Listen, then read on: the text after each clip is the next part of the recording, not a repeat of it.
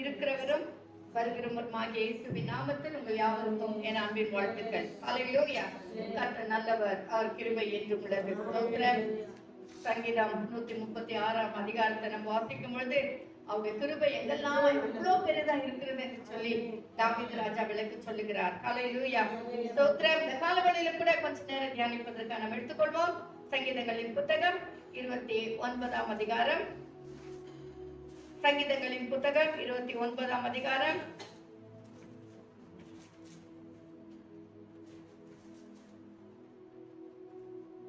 3 வசனம். கர்த்தருடைய சத்தம் தண்ணீர்களின் மேல் துணிக்கிறது, மகிமையுள்ள தேவன் விழுங்குகிறார், கர்த்தர் திரளான தண்ணீர்களின் மேல் இருக்கிறார். ஸ்தோத்திரம். வேதத்துல நம்ம வாசிக்கும் பொழுது நிறைய இடங்களில கர்த்தருடைய சத்தத்தை குறித்து சொல்லுகிறார், கேட்கிறோம். கர்த்தர் ஜனங்களோடு பேசுகிறது நாம் நிறைய வாட்டி கேட்டிருக்கிறோம்.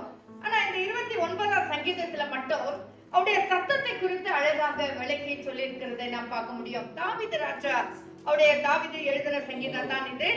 அவருடைய வாழ்க்கையில கர்த்தர் என்னால் எப்படி எல்லாம் அவருடைய சத்தத்தை கேட்க பண்ணினார், எப்படி எல்லாம் அவருடைய சத்தம் இருந்தது என்பதை இந்த தாவீது ராஜா இங்கே எழுதுகிறார். ஸ்தோத்திரம்.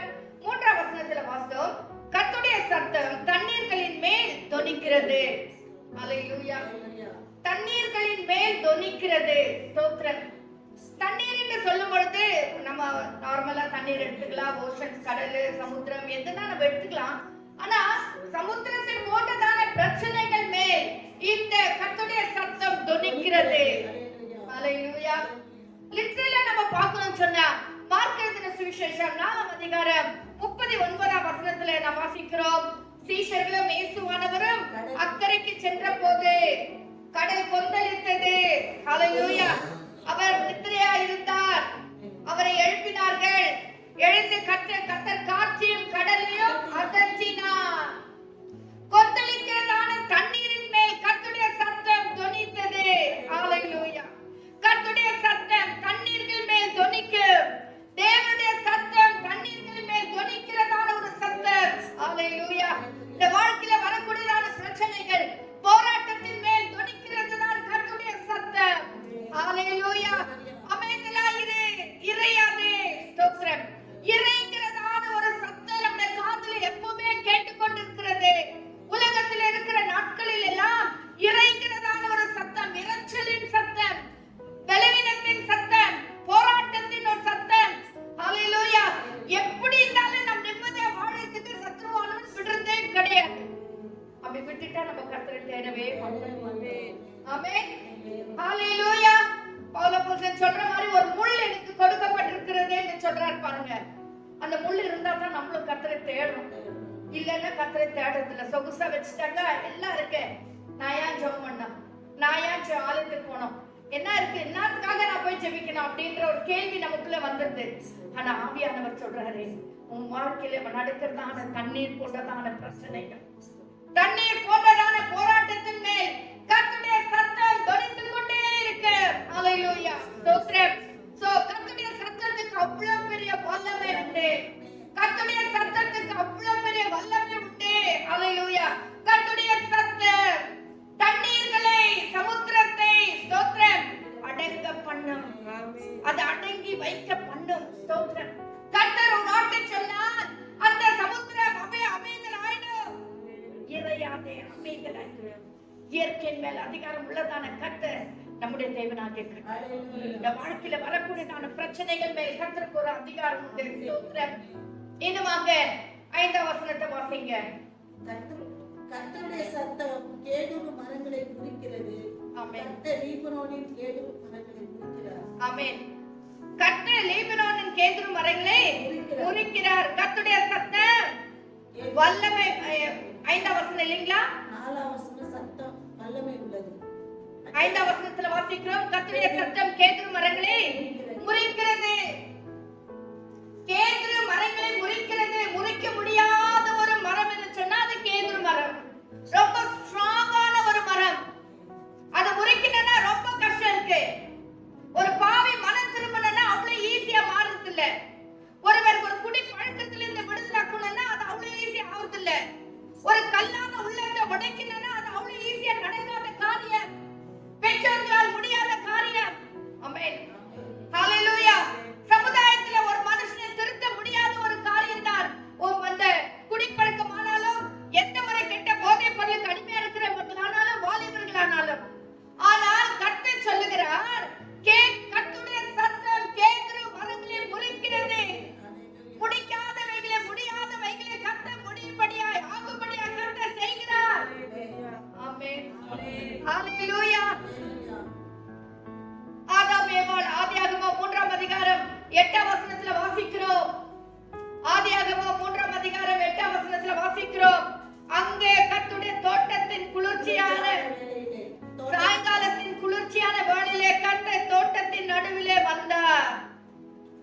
ஆமென்.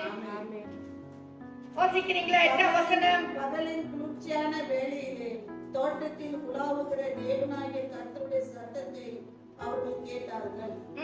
அப்பொழுது ஆதாமும் அவன் மனைவியும் தேவனாகிய கர்த்தருடைய சந்நிதிக்கு விலகி தோட்டத்தின் விருட்சங்களுக்குள்ளே ஒளிந்து கொண்டார்கள்.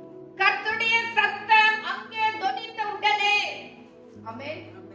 இப்பொழுது இத்தனை நாட்களாக தோட்டத்தில் ஆண்டவர் வரும் பொழுது, ஸ்தோத்திரம், குளிர்ச்சியான வேளையிலே தேவன் வரும் பொழுது ஆண்டவரே என்று சொல்லி எதிர்கொண்டு ஓடி வந்ததான ஆதாமும் ஏவாளும் இன்றைக்கு தோட்டத்தின் நடுவிலே கர்த்தருடைய சத்தத்தை கேட்டு பயந்து ஒளிந்து கொண்டார்கள். ஹalleluya. சோ ஒரு மனுஷன் பாவியா இருக்கும் பொழுது, ஒரு மனுஷன் பாவத்துக்குள்ள இருக்கும் பொழுது, தேவனுக்கு கீழ்ப்படியாமல் இருக்கும் பொழுது, கர்த்தருக்கு விரோதமான காரியங்களில் ஈடுபடும் பொழுது, கர்த்தருடைய சத்தம் கேட்கப்படுகிற வேளையில அவருடைய உள்ள உடைகிறது, அவனுக்குள்ள ஒரு நடுக்கம் வருகிறது, அவனுக்குள்ள ஒரு பயம் வருகிறது. ஸ்தோத்திரம், ஹalleluya.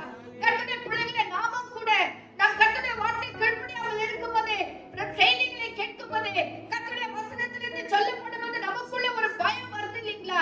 நான் உடைக்கப்படுறேன் இல்லீங்களா? ஐயோ, நான் இத்தனை நாட்கள் இப்படி வாழ்ந்துட்டேனே, ஆண்டவரே நான் மன்னியும் ஆண்டவரே என்று சொல்றேன் இல்லீங்களா? கர்த்தருடைய பிள்ளைகளே, அது கர்த்தருடைய சத்தம், அது கர்த்தருடைய சத்தம். அந்த சத்தத்தை நாம் கேட்கும்போது நடுங்குகிறோம். ஹalleluya, ஹalleluya. அந்த சத்தத்தை கேட்கும்போது நமக்குள்ள ஒரு பயம் வருகிறது. கேதுரு மரமா இருக்கிற கடினமான ஒரு காரியத்தை, ஒரு உள்ளத்தை, ஹalleluya, ஒரு பிரச்சனையை, ஒரு போராட்டத்தை, இது ஆகவே ஆகாது என்று சொல்லி ஒதுக்கி வைத்து, இவ்வளவுதான் என் வாழ்க்கை இதோட முடிஞ்சிச்சு, இப்படிதான் நான் சாகணும்னு சொல்லி நினைத்து வாழ்ந்து கொண்டு இருக்கிற கர்த்தருடைய பிள்ளையுடைய வாழ்க்கையில ஒரு கேதுரு மரமா இருக்கிற அந்த வாழ்க்கையை கர்த்தர் உருக்கினார். ஹalleluya, ஹalleluya. அது மட்டும் அல்ல கர்த்தருடைய பிள்ளைகளே, இந்த குடும்பங்களில் ஆகாத காரியங்களை கர்த்தர் முறிக்க பண்ணுகிறார். அது முறிந்து விழும்படியாய் கர்த்தர் செய்வார். விசுவாசிங்க, விசுவாசிங்க. கர்த்தர் செய்கிறார். ஆகாததா ஆக வைக்கிறார், ஆக வைக்கிறார். ஸ்தோத்திரம். வேலையா, திருமணமா, பிரச்சனையா, போராட்டமா, கோர்ட்கேஸா, எதுவா இருந்தாலும் சரி, கர்த்தர் அதை முறித்து கொடுக்கிறார். அதுதான் கர்த்தருடைய சத்தம், அதான் கர்த்தருடைய சத்தம். ஆதாம் ஏவாளை எதிர்த்து வந்து நிக்க முடியல, ஒளிந்து கொண்டார்கள்.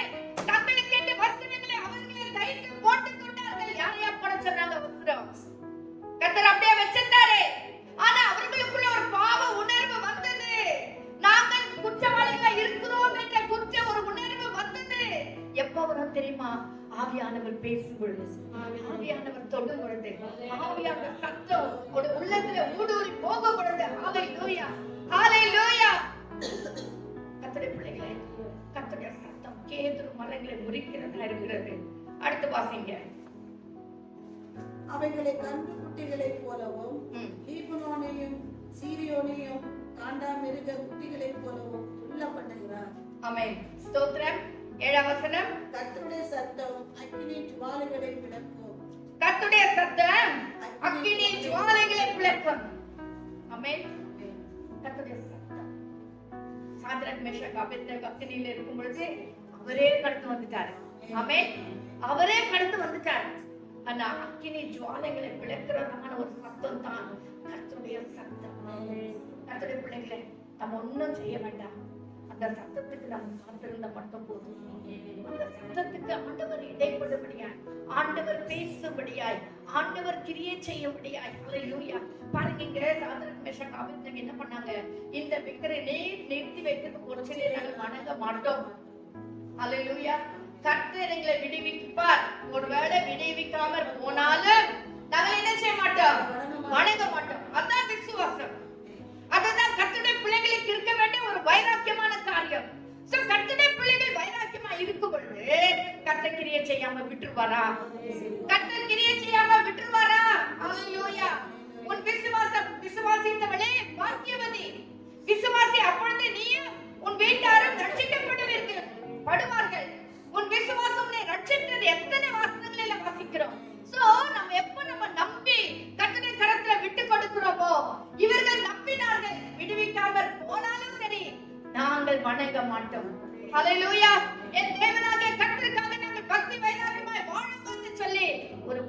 சத்தியம் அவங்களுக்குள்ள காணப்பட்டது. அக்கினியை கத்த பிளந்து விட்டார். இங்க அக்கினி சத்தத்தை, ஒருவேளை சத்தத்தை அனுப்பிட்டால கண்டிப்பா அக்கினி பிளந்திருக்கும். ஏன்னா போன வருஷம் கூட நம்ம பார்த்தோம், ஆரோனுடைய ஆசாருடைய கால்கள் யோர்தானில் பட்ட உடனே யோர்தான் ரெண்டாக பிளந்தது இல்லைங்களா? ஆமென், ஹalleluya. கர்த்தருடைய பிள்ளைகளே, கர்த்தருடைய சத்தம் அவ்வளவு பயங்கரமானது. அது அக்கினியை கூட என்ன செய்யுமா? அக்கினி ஜுவாலைகளை பிளக்கும். ஆமென். அக்கினி எவ்வளவு, அதாவது சாத்ராக் மேஷாக் போடும்போது எத்தனை மடங்கு? 7 மடங்கு ஜாஸ்தி பண்ணாங்க. 7 மடங்கு பரிபூர்ணமாய் எவ்வளவு தூரத்துக்கு அவங்க அக்கினி போட முடியுமோ அந்த அளவுக்கு போட்டு பண்ணாங்க. ஆனால கர்த்தர் அதை விளக்க பண்ணினார். ஆனால கர்த்தர் அதுக்குள்ள ஒரு சத்தத்தை அனுப்பி அதை விளக்க பண்ணினார். அது மட்டும் இல்ல, அவரே இறங்கி வந்து விட்டார். அவர் ராஜா சொல்றான், நாலாவது நவர் இருக்கிறவர் எதுக்குப்பா இருக்கிறார்? தேவகுமாரனுக்குப்பா இருக்கிறார். ஹalleluya. எவ்வளவு பெரிய சாக்கியம் பாத்தீங்களா? கர்த்தருடைய பிள்ளைகளே, அந்த சத்தம் அவ்வளவு வல்லமுள்ள சத்தம். ஹalleluya. இன்னுமாக 8ஆம் வசனத்துல வாசிக்கிறோம். கர்த்தருடைய சத்தம் வனாந்தரத்தை அதிர பண்ணும். கர்த்தருடைய சத்தம் எப்படி இருக்கும்? வனாந்தரத்தை அதிர பண்ணும். கர்த்தர் காதேஸ் நிறைய வசனங்கள் இருக்கு. ஸ்தோத்திரம். நான் சும்மா ஒன்னொரு வசனம் தான் எடுத்துட்டு வந்திருக்கேன். நிறைய வேதத்துல சொல்லப்போனா கர்த்தருடைய சத்தத்தை குறித்து அதிகமாய் சொல்லப்பட்டிருக்கு. ஹalleluya. வனாந்தரத்தை அதிர பண்ணுகிறதான சத்தம். பாத்தீங்க, என்னாகமம் 32ஆம் அதிகாரம் 13ஆம் வசனம். என்னாகமம் 33ஆம் அதிகாரம் 13ஆம் வசனம். என்னாகமம் 2ஆம் அதிகாரம் 13ஆம் வசனம். ஹalleluya.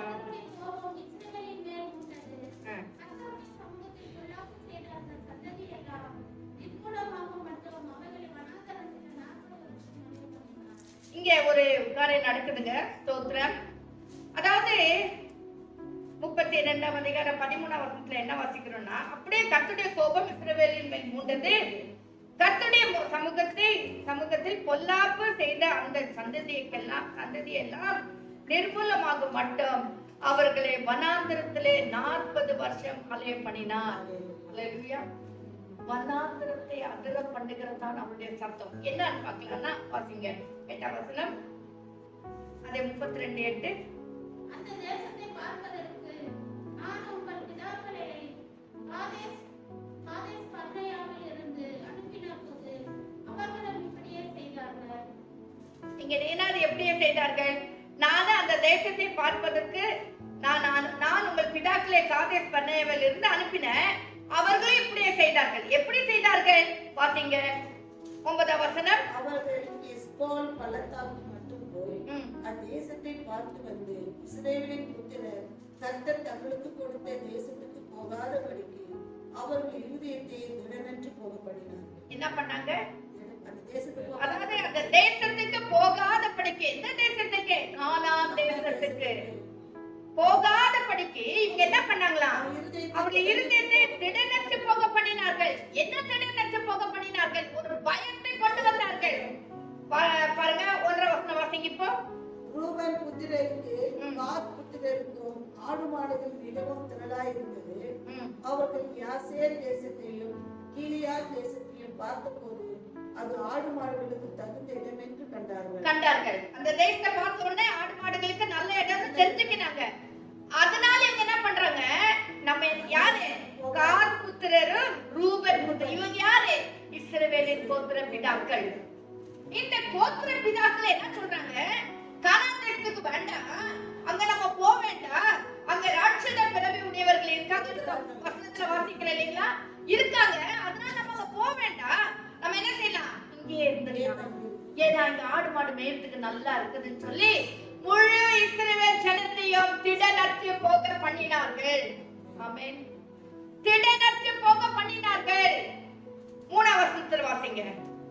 கர்த்தர் இஸ்ரவேல் சபைக்கு முன்பாக முறியடித்த அதரோத், தீபோன், யாசேர், நிம்ஸ்ராய், எஸ்போன், எலியாத், வாசிங்க, பரவாயில்ல வாசிங்க. சேபாம், பேயோர் என்னும் பட்டணங்களை சேர்ந்த நாடானது ஆடு மாடுகளுக்கு தகுந்த இடம். சொல்லிட்டாங்க. இது நல்ல ஆடு மாடுகளுக்கு தகுந்த தகுந்த இடம். கர்த்தருடைய பிள்ளைகளே, ஆடு மாடுக்கு தகுந்த இடத்துக்காக கர்த்தர் கூட்டிட்டு வந்தார் இல்ல. ஆமென். எதுக்கு கூட்டிட்டு வந்தாரு? கானான் தேசத்துக்கு போய் சேரும்படியா. கானான் தேசத்துல போய் சேரும்படியா கர்த்தர் என்ன சொல்றாரு? என் ஜனத்தை திடனற்று போக பண்ணினபடினால், என் ஜனத்துக்கு ஒரு சோர்வை உண்டு பண்ணினபடினால், என் ஜனம், ஹல்லேலூயா, நான் அழைத்த என் ஜனம், நான் உங்களை பாலும் தேனும் ஓடுகிற கானானுக்கு அழைத்துக் கொண்டு போவேன் என்று சொல்லி இஸ்ரவேல் எகிப்திலிருந்து அவளை அழைத்து வந்தேன். ஸ்தோத்திரம். எகிப்திலிருந்து அவளை மீட்டுக் கொண்டு வந்தேன். பார்வோனா இருக்கிற பிசாசுடைய கரத்திலிருந்து அவளை மீட்டுக் கொண்டேன். ஆமென். அவர்களை மீட்கும்படியா என்னுடைய ஜீவனையே நான் கொடுத்தேன். ஸ்தோத்திரம். ஹல்லேலூயா. என்னுடைய ரத்தத்தை எல்லாம் அவர்களுக்காக சிந்தினேன். ஸ்தோத்திரம். ஆட்டுக்குட்டி அங்கேயும் அடிக்கப்பட்டது, ஞாபகம் இருக்குங்களா? ஆட்டுக்குட்டி அடிக்கப்பட்டு எல்லா வாசல்களிலும் அந்த ரத்தம் பூசப்பட்டது. ஒவ்வொரு கர்த்தருடைய பிள்ளையுடைய இருதயத்திலும் இயேசுவாகிய ஆட்டுக்குட்டி அடிக்கப்பட்டு ரத்தத்தை பூசி அது நமக்காக தெரிந்து கொண்டார். அப்பேற்பட்டதான இவ்வளவு பெரிய ஜனத்தை, இப்போ கஷ்டப்பட்டு மீட்டு கொண்டு வந்ததான ஜனத்தை, ஆடு மாடுக்காக புல்லு நிறைய வழியிடுறதுக்காக என் ஜனத்தை நம்பிக்கையற்றவர்களாக மாற்றி விட்டீர்களே, திடனில்லாம பண்ணிட்டீங்களே. ஸ்தோத்திரம், ஸ்தோத்திரம். ஓ ஸ்தோத்திரம். உற்சாகம் இல்லாம பண்ணிட்டீங்களே, சோர்வாக்கிட்டீங்களே. கர்த்தருடைய பிள்ளைகளே, இதுல நம்ம என்ன பார்க்கிறோம் சொன்னா, இந்த ஒரு காரியத்துக்காக கர்த்தர் இஸ்ரவேல் ஜனங்களை 40 வருஷம் அந்த வனாந்திரத்துல திரிய பண்ணினார். நான் என்ன சொல்ல வரேன் தெரியுமா? வனாந்திரமா இருக்கிற நம்ம வாழ்க்கையில, ஹல்லேலூயா, யாரெல்லாம் நம்மை சோர்வுபடுத்துகிறார்களோ, யாரெல்லாம் நம்மை துக்கப்படுத்துகிறார்களோ, கர்த்தர் விடவே மாட்டார். கர்த்தர் அவர்களை திரிய பண்ணுவார். வனாந்திரத்தில் அப்படி சத்தம் துணிக்கும். ஹல்லேலூயா. அந்த வனாந்திரத்தை அதிர பண்ணுகிறதான கர்த்தருடைய சத்தம். இதை கேட்ட உடனே இஸ்ரவேல் ஜனங்க எவ்வளவு மோசமா வருத்தப்பட்டிருப்பாங்க பாருங்க. அவர் 11 வசனத்துல என்ன சொல்றாரு? உத்தமமாய் என்னை பின்பற்றின கேதேசியனான எப்னேயின் குமாரன் காலேபும் நூனின் குமாரன் யோசுவாவும் தவிர, இப்ப சொல்றாங்க, இவங்க 2 பேரை தவிர வேற யாருமே போக முடியாது. ரூபன் புத்திரரா இருக்கட்டும், காத் புத்திரரா இருக்கட்டும், இசேக்காரா இருக்கட்டும், தானு நப்தலி எந்த கோத்திர பிதாக்களா இருந்தாலும் சரி, யாருமே போக மாட்டாங்க. ஏன்னா என் ஜனத்தை திடனற்று போக பண்ணினீர்கள். பிள்ளைகளை, உங்களுக்கு விரோதமா யார் பேசினாலும், உங்களுக்கு விரோதமா யார் எழுந்து நின்றாலும் கர்த்தர் அவர்களை விடவே மாட்டார். வனாந்திரமான இந்த வாழ்க்கையில அவருடைய சத்தத்தை கர்த்தர் துணிக்க பண்ணும்போது அது அதிரும். வனாந்திரத்தை அதிர பண்ணுகிறதால கர்த்தருடைய சத்தம். 9ஆம் வசனம் வாசிங்க. கர்த்தருடைய சத்தம் பெண்மான்களை ஈனும்படி செய்து காடுகளை வெளியாகும். ஆமென். கர்த்தருடைய சத்தம் எப்படி இருக்குன்னா, பெண் மான்களை ஈனும்படி செய்து அப்படின்னா அவருடைய சத்தம் ஒரு மெல்லிய சத்தம். இவ்வளவு நம்ம பார்த்தோம். அதிர பண்ணுகிற சத்தம், அக்கினி ஜுவாலைகளை பிளக்கிற சத்தம், கேதுரு மரங்களை முறிக்கிறதான சத்தம், தண்ணீர்கள் மேல் துணிக்கிற ஒரு சத்தம். ஆனா இங்க கடைசியில் என்ன வாசிக்கிறோம்னா, கர்த்தருடைய சத்தம் பெண்மான்களை ஈடுபடி செய்கிற சத்தம். அந்த சத்தம் ஒரு மெல்லிய சத்தம். அந்த சத்தம் ஒரு மெல்லிய சத்தம். ஹல்லேலூயா. இந்த மெல்லிய சத்தத்தினாலே, ஸ்தோத்திரம், இந்த மெல்லிய சத்தத்தினாலே கர்த்தருடைய பிள்ளைகளை கர்த்தர் உயிர்ப்பித்துக் கொண்டிருக்கிறார். ஆமென். ஹல்லேலூயா. வாசிங்க 1 ராஜாக்கள் 19ஆம் அதிகாரம் 12-13ஆம் வசனம். 1 ராஜாக்கள் 19ஆம் அதிகாரம் 12-13. பூமியை அதிர்ச்சிக்கு பின் அக்கினி உண்டாயிற்று. அக்கினியிலும் கர்த்தர் இருக்கவில்லை. அக்கினிக்கு பின் அமர்ந்த மெல்லிய சத்தம் உண்டாயிற்று. அதை எலியா கேட்டபோது தன் சால்வையினால் தன் முகத்தை மூடிக்கொண்டு வெளியே வந்து கெபியின் வாசலில் நின்றான். அப்பொழுது இதோ எலியாவே, இங்கே உனக்கு என்ன காரியம் என்கிற சத்தம். பாருங்க, 12ஆம் வசனத்துல என்ன வாசித்தோம்? பூமி அதிர்ச்சிக்கு பின்னே அக்கினி உண்டாயிற்று. அக்கினியிலும் கர்த்தர் இருக்கல. பூமி அதிர்ச்சியிலும் கர்த்தர் இல்ல. பூமி அதிர்ச்சியிலும் கர்த்தர் இருக்கவில்லை. பின்னே என்ன நடந்தது? அக்கினியிலும் கர்த்தர் இருக்கவில்லை. அக்கினிக்கு பின்பு அமர்ந்த மெல்லிய சத்தம் உண்டாயிற்று. அமர்ந்த மெல்லிய சத்தம். இதுதான் கர்த்தருடைய பிள்ளைகளோடு கர்த்தர் இடைப்படுகிறார். கர்த்தருடைய பிள்ளைகளோடு, ஸ்தோத்திரம், கர்த்தருடைய பிள்ளைகளோடு கர்த்தர் ஒரு அதர பண்ணுகிற சத்தம் அல்ல. அதிர பண்ணுகிற சத்தம் பாவிகளுக்கு ஸ்தோத்திரம். ஆமென். ஹalleluya. அதிக கேடானது ஒன்று வராதபடிக்கு இனி செய்யாது. இது அதிர பண்ணுகிற சத்தம். ஆனா கர்த்தருடைய பிள்ளைகளுக்கு கர்த்தர் பேசுகிற சத்தம் எப்படின்னா மெல்லிய சத்தம், அமர்ந்த மெல்லிய சத்தம். எலியாவே இங்க உனக்கு என்ன காரியம்? இவ்வளவு அழகா சொல்றாரு பாத்தீங்களா? எலியாவே இங்க உனக்கு என்ன காரியம்? எத்தனை வசனம்? 13ஆம் வசனமா? எலியா கேட்ட போது நான் சால்வேனால். என்ன வசனம்? எலியா வந்து கெபியின் வாசலில் நின்றான். அப்பொழுது இதோ எலியாவே இங்கே உனக்கு என்ன காரியம் என்கிற சத்தம் அவனுக்கு உண்டாயிற்று. ஆமென். அதற்கு அவன் சேனைகளின் தேவனாகிய ஒடுங்க ஒடுங்க அவர் புராணத்துல சொல்லுகிறாரு. ஸ்தோத்திரம். அந்த சத்தம் பாத்தீங்களா? எலியாவே இங்க உனக்கு என்ன காரியம்? ஒரு மெல்லிய சத்தம். கர்த்தருடைய பிள்ளைகள் யாருன்னு கர்த்தருக்கு நல்லா தெரியும். கர்த்தருடைய பிள்ளைகள் உடைச்சு போவாங்கன்னு கர்த்தருக்கு தெரியும். அதுல பாருங்க, நான் இப்போ பிரேயர் ஸ்டார்ட் ஆகிறதுக்கு முன்ன போயிட்டு 10th போயிட்டு வந்தேன். அதுல பண்ணுகிற ஒரு சத்தத்தோடு கத்திட்டு வந்தேன் இல்லைங்களா? படிக்கலன்னா சில நேரத்துல கத்த வேண்டிய சூழ்நிலை வருது. ஆனா ஆண்டவர் என்ன பண்றாரு? நம்ம தப்பு பண்ணா கூட எலியாவே இங்க உனக்கு என்ன காரியம்? நீ போக வேண்டிய தூரம் வெகு தூரம். நீ எழுந்துரு, சாப்பிடு, நீ எழுந்து தண்ணிய குடி. நான் அழகா பேசுறேன். எலியாவே இங்க உனக்கு என்ன காரியம்? ஏன் சொன்னால அப்படியே சொன்னாரு. இல்ல எலியாவே இன்னைக்கு என்ன காரியம்? இந்த மெல்லிய சத்தத்துல கத்த நம்மோடு இடைப்பட்டு இந்த மெல்லிய சத்தத்தை ஒரு நாள் நம்ம உள்ளத்துல செவிகளில தொழித்து கொண்டே இருக்குது. என் மகளே, ஏன் நீ கலங்குற? ஏன் நீ இந்த மாதிரி இருக்க? ஏன் நீ அனல் இல்லாம குடுகிற? எல்லாருக்கும் கொஞ்சம் நீ ஏஞ்சிக்க கூடாது. அங்கே எழுந்து அதாவது ஒவ்வொரு கத்திர பிள்ளைகளோட ஆவியானவர் பேசிக்கொண்டே இருக்கிறாரு. நம்முடைய ஆண்டவர் எவ்வளவு பெரியவர் பாத்தீங்களா? நம்முடைய ஆண்டவர் எவ்வளவு இறக்கமுள்ளவர் பாத்தீங்களா? அவருடைய சத்தம் மிகவும், அதாவது தண்ணீர்கள் மேல் துடிக்கிறது. அவருடைய சத்தம் கேதுரு மரங்களை முறிக்கிறது. ஸ்தோத்திரம். ஆகாததுல ஆங்க வைக்கிறது. ஸ்தோத்திரம். பிசாசின் தலையை நசுங்குகிறது. பிசாசின் கிரியைகள் எல்லாம் கர்த்தர் நிர்மூலமாக்கி போடுகிறார். ஆனா ஒரு ரட்சிக்கப்பட்ட கர்த்தருடைய பிள்ளைக்கோ எலியாவே இங்க உனக்கு என்ன காரியம்? ஆமென். இப்படிதான் டெய்லி கர்த்தர் நம்மோடு பேசிக் கொண்டிருக்கிறார். டெய்லி நம்மோடு கர்த்தர் இடைப்பட்டு கொண்டே இருக்கிறார். நம்ம தான் கீழ்ப்படி இருக்கிறார். நம்ம தான் கர்த்தருடைய சத்தத்தை கேட்கறது இல்லை. அடுத்து வாசிங்க 1 சாமுவேல் 3ஆம் அதிகாரம். 1 சாமுவேல் 3ஆம் அதிகாரம் 3ஆம் வசனம். நமக்கெல்லாம் தெரிந்ததான ஒரு காரியம். 1 சாமுவேல் 3ஆம் அதிகாரம் 3ஆம் வசனம். ஹalleluya. இருக்கிற கர்த்தருடைய ஆலயத்தில் தேவனுடைய இல்லத்தில் சாமுவேல் கொண்டிருந்தான். அப்பொழுது கர்த்தர் சாமுவேலை கூப்பிட்டார். அதற்கு அவன் இதோ இருக்கிறேன் என்று சொல்லி ஏலியினிடத்தில் ஓடி இதோ இருக்கிறேன். பாருங்க, ஒரு முறை 4ஆம் வசனத்தை வாசிக்கிறோம். சாமுவேலே கர்த்தர் கூப்பிட்டார். ஏலி கிட்ட போய் கேட்கிறார். ஏலி சொல்றார், நான் உன்னை கூப்பிடலப்பா, நீ போய் படுத்துக்கொன்றாரு. அந்த 6ஆம் வசனத்துல என்ன வாசிக்கிறோம்? திருப்பி கர்த்தர் சாமுவேலே கூப்பிட்டார். அப்போ ஏலி கிட்ட ஓடுறாரு. அவர் அங்க போனோன்னு, அப்பா அந்த நான் கூப்பிடல, நீ போய் படுத்துக்கொன்றாரு. திருப்பி கர்த்தர் 8ஆம் வசனம் என்ன வாசிக்கிறோம்? மறுபடியும் 3ஆம் விசை சாமுவேலே கூப்பிட்டார். அப்போ ஓடுறான். ஸ்தோத்திரம். ஓடி போயிட்டு கேட்கிறான். உன்னை கேட்டோன்னு அவர் ஏலி சொல்றா, இல்லப்பா நான் உன்னை கூப்பிடல. இப்பதான் ஏலிக்கு புரியுது. தெரிஞ்சுக்கோங்க, இப்பதான் ஆசாரியா இருக்கிற ஏலிக்கு புரியுது, இது ஒருவேளை கர்த்தருடைய சத்தமா இருக்கலாமே. ஹல்லேலூயா. நான் என்ன சொல்ல வரேங்கன்னா, கர்த்தருடைய பிள்ளைகளை, நம்ம ஆசாரியர்கள், நம்ம எல்லாம் கர்த்தருடைய பிள்ளைகள், அபிஷேகம் பண்ணப்பட்டவர்கள், தேவனால் தெரிந்து கொள்ளப்பட்டவர்கள். ஆனா இன்னும் கூட கர்த்தருடைய சத்தத்தை நம்மளால புரிந்து கொள்ள முடியல. நிறைய நேரத்துல இது கர்த்தருடைய சத்தமான்னு கூட நம்மளால கிரகிக்க முடியாத சூழ்நிலையில நம்ம காணப்படுகிறோம். ஆவியானவர் மிகவும் துக்கப்படுவார். இந்த எலியை குறிச்சு கர்த்தர் எவ்வளவு வசனப்பட்டிருப்பார் பாருங்க. அவர் என்ன சொல்றாரு? போய் படுத்துக்கோ. திருப்பி கர்த்தர் கூப்பிட்டா, இதோ அடியேன், சொல்லும் அடியேன் கேட்கிறேன் என்று சொல்லு அப்படின்னு சொல்றாரு. ஹல்லேலூயா. சொல்லி அனுப்புறாரு.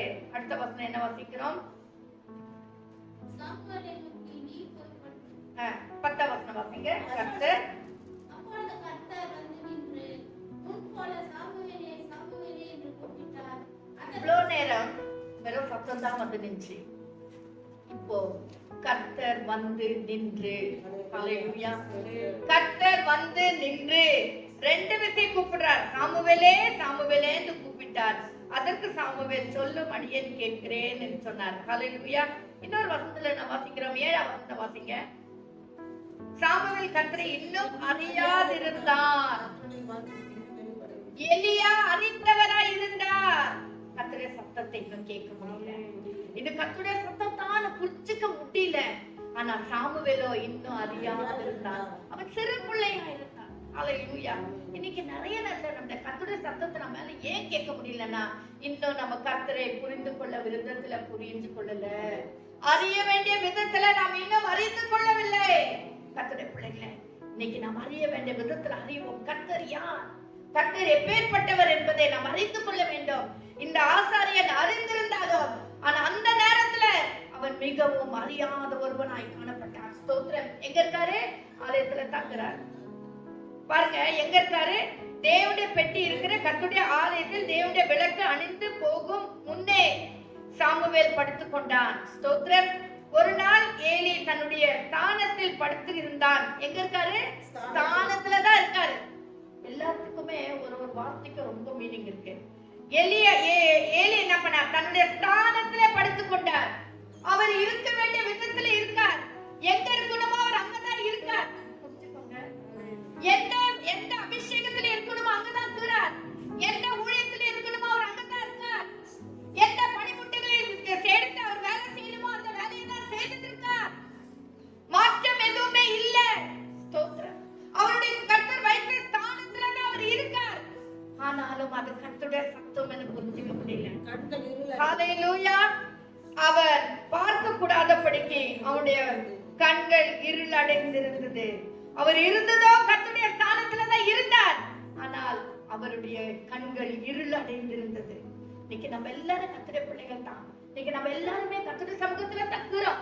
ஆனா கர்த்தரை இன்னும் நம்ம பார்க்கிறதுக்கு நமக்கு ஆவிக்குரிய கண்கள் இல்லை. ஆவிக்குரிய கண்கள் இருள் அடைந்திருக்கிறது. ஆவிக்குரிய காரியங்களை பார்ப்பதற்காக நம்முடைய உள்ளம் இருள் அடைந்திருக்கிறது. நம்ம சத்தத்தை கேட்க கூடாதபடிக்கு நம்முடைய செவிகள் இருள் அடைந்திருக்கிறது. இதுதான் ஏலியுடைய காரியத்துல நடந்தது. ஸ்தோத்திரம்.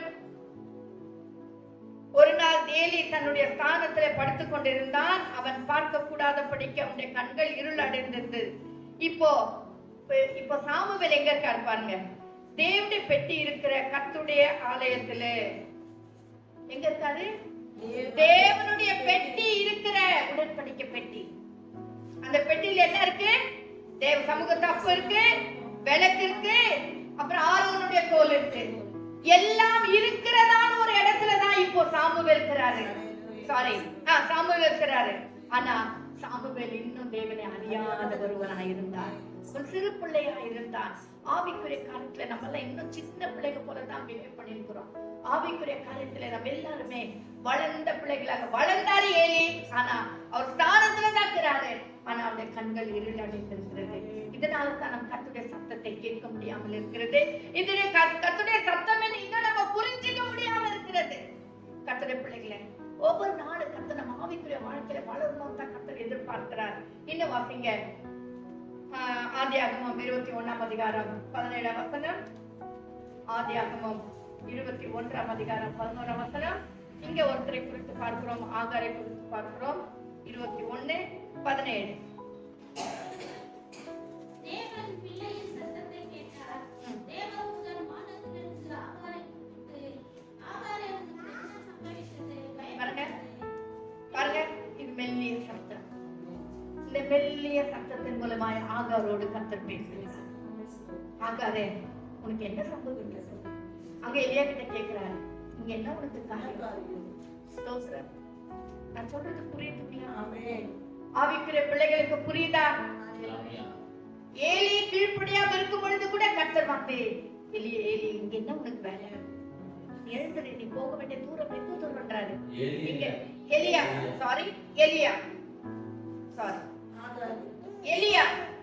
இங்க ஆகார் கிட்ட வராரு.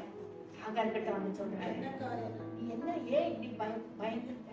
நீ என்ன ஏன் கலக்கத்தோடு இருக்க? ஆகாரே, உனக்கு என்ன சம்பவித்தது? பயப்படாத, பிள்ளை இருக்கும் இடத்தில் தேவன் அவன் சத்தத்தை கேட்டார். சோ அங்கே ஒரு மெல்லிய சத்தத்தை கேட்கிறாங்க ஆகார். சோ ஆண்டவர் எப்படி பார்க்கிறார்? நம்ம பிரச்சனை கேட்டால் போல நம்மோடு பேசுகிறார். ஆமென். அங்க போனாரு, ஏதேன் தோட்டத்துல போனாரு. அவர் ஒண்ணுமே சொல்ல, ஆதாமே அழகா தான் கூப்பிட்டிருப்பாரு. ஆனா அந்த சத்தம் அங்க அதிர பண்ணிடுச்சு. அந்த சத்தம் அவர்களை ஒரு பயத்துக்குள்ளாக்கிடுச்சு. ஆனா இங்க வரும்போது ஆகாரே உனக்கு என்ன சம்பவிச்சது? ஹல்லேலூயா. நான் பிள்ளையின் சத்தத்தை கேட்டேன். மத்தேயு 3ஆம் அதிகாரம் 17ஆம் வசனத்துல வாசிக்கிறோம். வானத்திலிருந்து ஒரு சத்தம் வந்தது, இவர் என்னுடைய நேசகுமாரன், இவரில் நான் பிரியமாய் இருக்கிறேன். அந்த சத்தத்தை நம்மால கேட்க முடியுமா?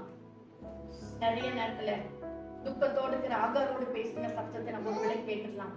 ஆனா நம்மளை பார்த்து கர்த்தர் சொல்வாரா, இவர் என்னுடைய நேசகுமாரன், இவர் என்னுடைய நேசகுமாரன் என்று சொல்லி நம்மை குறித்து ஆவியானவர் சொல்லுகிற ஒரு சத்தத்தை நம்மால கேட்க முடியுமா? அதே மத்தேயு 17ஆம் அதிகாரம் 5ஆம் வசனத்துல கூட நம்ம வாசிக்கிறோம். என்ன வாசிக்கிறோம்? மறுரூப மலையில மத்தேயு 17ஆம் அதிகாரம் 5ஆம் வசனம். ஒளியுள்ள ஒரு மேகம் அவர்கள் மேல் நிழலிட்டது. இவர் என்னுடைய நேசகுமாரன், இவர் என்னுடைய நேசகுமாரன், இவரில் பிரியமாயிருக்கிறேன். பாத்தீங்களா? இவர் என்னுடைய நேசகுமாரன், இவரில் பிரியமாயிருக்கிறேன், இவருக்கு செவி கொடுங்கள் என்று அந்த மேகத்துல இருந்து ஒரு சத்தம் வந்தது. ஹல்லேலூயா. கர்த்தருடைய பிள்ளைகளே, அந்த மெல்லிய சத்தம் இந்த காலவழியில கர்த்தருடைய பிள்ளைகளா இருக்கிற நம்மத்துல ஆவியான ஒரு மெல்லிய சத்தத்தோடு பேச விரும்புகிறார். ஒரு மெல்லிய சத்தத்துல நம்மோடு பேச விரும்புகிறார். நம்ம எல்லாரும் கட்டிய முடி ஜெபிக்க போறோம். நம்ம எல்லாரும் ஜெபத்துல வர போறோம். இன்னைக்கு ஒரு ஆண்டவருடைய மெல்லிய சத்தத்தை நம்ம கேட்க போறோம். ஆண்டவர் நம்மோடு இடைப்பட விரும்புகிறார். ஆவியானவர் நம்மோடு பேச விரும்புகிறார். ஒருவேளை துக்கத்தோடு இருக்கீங்களா? ஆகாரோடு பேசின கர்த்தர். ஒருவேளை தேவையில்லாத இடத்துல வந்து உட்கார்ந்து இருக்கிறோமா? அல்லது தேவையில்லாத பேச்சு, தேவையில்லாத கிரியைகளில நம்ம ஈடுபட்டு இருக்கிறோமா? எலியாவோடு பேசின கர்த்தர், எலியாவே இங்க உனக்கு என்ன காரியம்? அதையும் ஆண்டவர் கர்த்தருடைய பிள்ளைகள் கிட்ட ரொம்ப ஹார்ஷா பேசுறதுல பார்க்க அவர் சாஃப்டா பேசுறாரு. அவ்வளவு மெல்லிய சத்தத்துல பேசுறாரு. எவ்வளவு நல்ல அழகான தேவன் பாத்தீங்களா? நம்ம எவ்வளவு அழகா புரிஞ்சு வச்சிருக்கிறாரு பாத்தீங்களா? யோனா கிட்ட கூட அப்படிதான் பேசினாரு. யோனா கிட்ட கூட அப்படிதான் பேசினாரு. சிம்சோனை கூட கர்த்தர் கைவிடல. ஹல்லேலூயா. கிதியோன் கிட்ட கூட கர்த்தர் அப்படிதான் பேசினாரு. ஹல்லேலூயா. ஹல்லேலூயா. கர்த்தருடைய பிள்ளைகளே, ஜெபிக்கலாமா? நம்ம எல்லாரும் ஜெபிக்கலாமா? நம்முடைய ஆண்டவர் எவ்வளவு பெரியவர். ஸ்தோத்திரப்பா. அந்த தண்ணீர்கள் மேல் தொனிக்கிறதான ஒரு சத்தம். என்னை கேட்டுக்கொண்டு இருக்கிற எனக்கு பிரியமான சகோதர சகோதரிகளே, ஒருவேளை தண்ணீர் கடல் போல ஓஷன் போன்ற பெரிய பிரச்சனையில சிக்கி இருக்கிறீங்களா? கர்த்தருடைய சத்தம் அங்கே தொனிக்கும். கர்த்தருடைய சத்தம் அங்கே தொனிக்கும். நாம் அறிய வேண்டிய விதத்துல கர்த்தரை நாம் அறிந்து கொண்டா, நம்ப வேண்டிய விதத்துல கர்த்தரை நாம் முழு மனதோடு விசுவாசித்தவரை பற்றி கொண்டால் பிரச்சனையின் மேல் கர்த்தருடைய சத்தம் தொனிக்கும். இறையாதே, அமைதலாய் இரு என்று சொல்லி ஒரு சத்தம் அங்கே தொனிக்கும். சீஷர்கள் பயந்தார்கள். அவ்வளவுதான், நாங்க மடிந்து போகிறோமே, நமக்கு கவலை இல்லையான்னு கேட்டாங்க. ஆண்டவர் எழுந்து நின்று கடலை பார்த்து இறையாதே, அமைதலாய் இரு என்று சொன்னார். அது அப்படியே ஆயிடுச்சு. உன் வாழ்க்கையில கூட அப்படியே நடக்கும். ஒருவேளை கர்த்தரை விட்டு தூரமாய் போயிருப்பீங்கன்னா கர்த்தருடைய சத்தம், ஓ ஸ்தோத்திரம், உன் பக்கமாய் வருகிறது. கர்த்தருடைய பிள்ளையே, எழுந்திரு. நீ போக வேண்டிய தூரம் வெகு தூரம். கானானுக்குள்ள பிரவேசிப்பதற்கு நீ என் ஜனங்களை நீ ஹல்லேலூயா திடனற்று போக பண்ணினாய்.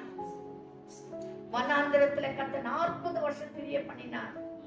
போகவே முடியல. வெறும் யோசுவாவும் காலேபும் மட்டும் தான் போனாங்க.